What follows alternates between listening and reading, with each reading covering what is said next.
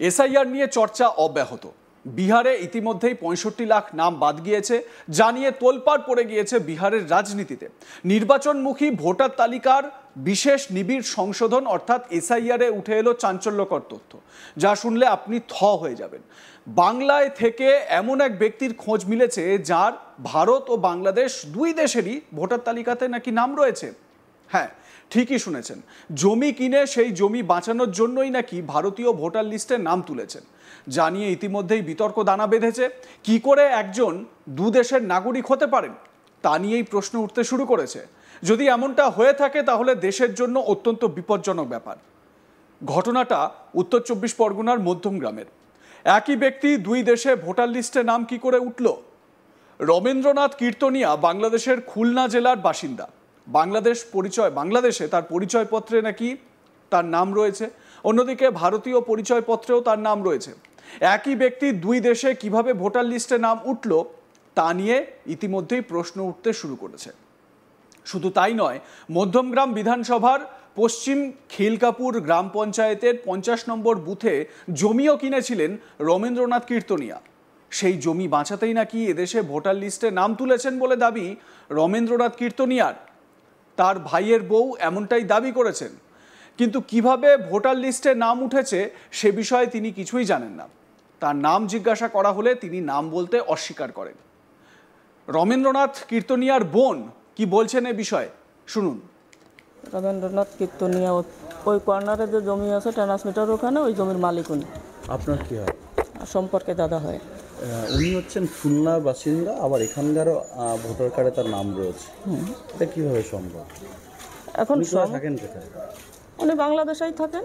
এখানে নাম উঠলো কীভাবে? এখানে নাম তো পরে করা হয়েছে, যেহেতু তার জমি আছে অনেক পুরনো জমি। যখন একটু দূরে সরেন ওনারও পুরনো জমি এদেশে, এখানে নেতাজি পল্লী এসে যখন সবাই জমি কিনছে তখন ওনারও জমি কিনা। উনি থাকেন কোথায় এখন? উনি এখন বাংলাদেশে আছেন। তাহলে এখানে নাম উঠলো কীভাবে? সে কথা আমি বলতে পারবো না, কীভাবে উঠলো কী করলো। এক মানুষ দুই দেশে এইভাবে কি নাম উঠতে পারে ভোটার কার্ডে বা ওখানকার পরিচয়পত্রে? এটা আমি জানি না, জানাও। উনি এখানে থাকেন না ওখানে থাকেন? উনি ওখানেই থাকেন। আসা যাওয়া করে? হ্যাঁ আসে, উনি ডাক্তার দেখাতে আসে, জমি আছে জমি দেখতে আসে। এখন ওনার ওই একই জমি অন্য বাড়িতে জাল করে নিচ্ছে, জাল করেছে, সেই জমির বিবাদে উনি আসে।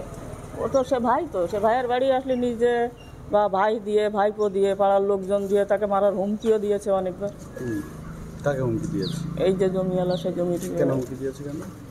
ওই জমি যদি নিতে আসে, কারণ উনি তো জাল করে নিয়েছে। কে জাল করে নিয়েছে? আর এক ভাই। আর এক ভাই জাল করে নিয়েছে।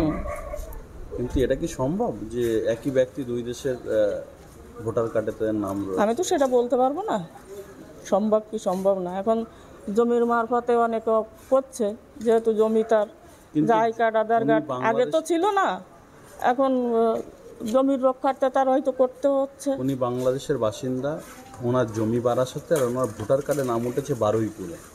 কীভাবে সম্ভব এটা? আমি সেইটা জানি না, আমি ওই বিষয়ে জানি না, যেহেতু আমি বলতে পারবো না। আপনি কি ভোট দিতে আসেন? ভোটের সময় আসেন এখানে? ভোট দিতে আসেন এখানে? আমি সেটা দেখিনি। দেখুন, যেটা জানি না সেটা নিয়ে বারবার একই কথা প্রশ্ন জিজ্ঞাসা করবেন না। ঠিক আছে, আপনার কি হয়? সম্পর্কে দাদা হয়। আপনার নাম? এত বিস্তারিত জিজ্ঞাসা করছেন আপনার কেন? নামটা লাগবে তো। কেন?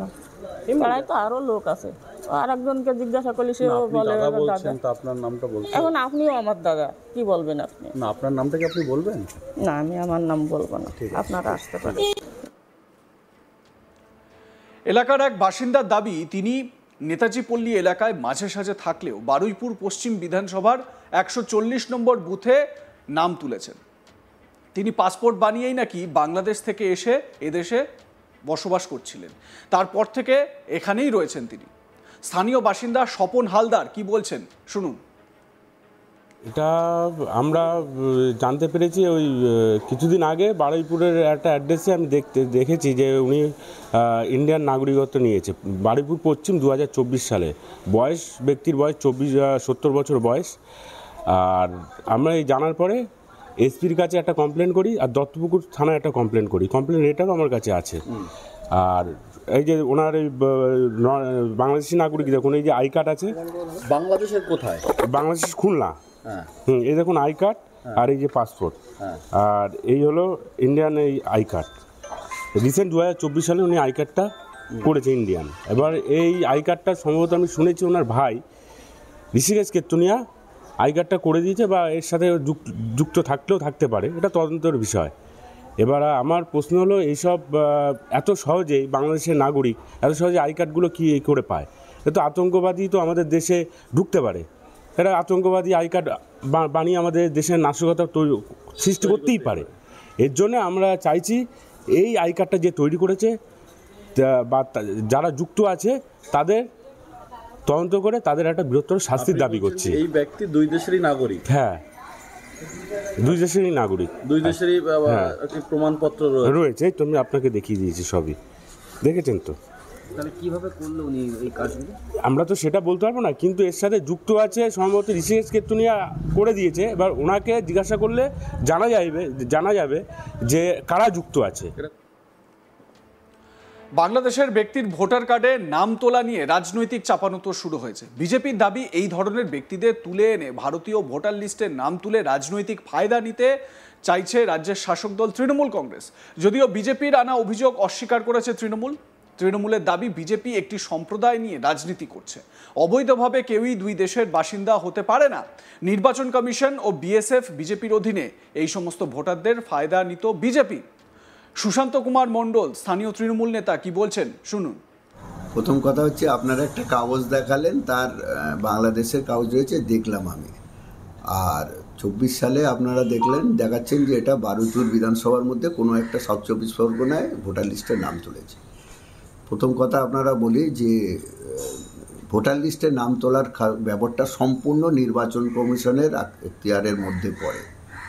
এবার নির্বাচন কমিশন তো সম্ভবত রাজ্যের, হয়তো মিশনারি রাজ্যের, কিন্তু পুরোটাই সেন্ট্রাল গভর্নমেন্ট তার করে।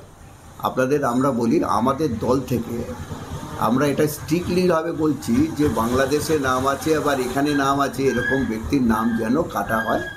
সম্প্রতি আপনারা জানেন পূর্ব খিলকাপুরের একটা কেস, আমি আপনাকে উদাহরণ দিচ্ছি, যার সেটা আমাদের রাজ্য সরকারের পুলিশই তাকে ধরেছে, তার বাংলাদেশে নাম আছে এবং এখানে ভোটার লিস্টে নাম তুলেছে। তাই এরকম কোনো ব্যাপার থাকতে গেলে তার তো দায় কেন্দ্র সরকারকে নিতে হবে। নির্বাচন কমিশন তো আমরা জানি সম্পূর্ণভাবে কেন্দ্র সরকারের এখতিয়ারবন্দ। আর বাংলাদেশের লোক যদি এখানে আসে থাকে, তো আমরা তো দলের থেকে বারংবার বলছি যে বিএসএফটা তো ওনাদের হাতে, ওনারা আটকান। আর এরকম ব্যক্তির যদি পুলিশ তদন্ত করে দেখুক, এটা তো এসটিএফ দেখে সম্ভবত বোঝায়, তারা তদন্ত করে দেখুক, সত্যি যদি বাংলাদেশের নাম থাকে, এখানে নাম থাকে, তাহলে এই তো এক জায়গায় কাটা যাবে। আর এটা তো আমাদের পঞ্চায়েত বা স্টেট গভর্নমেন্টের কোনো ফল্ট আছে বলে আমার মনে হয় না। লাইক, কমেন্ট, শেয়ার করতে ভুলবেন না। দেখতে থাকুন আজ তাক বাংলা। সাবস্ক্রাইব করুন আমাদের ইউটিউব চ্যানেলটি, বেল আইকন প্রেস করুন নোটিফিকেশন পেতে।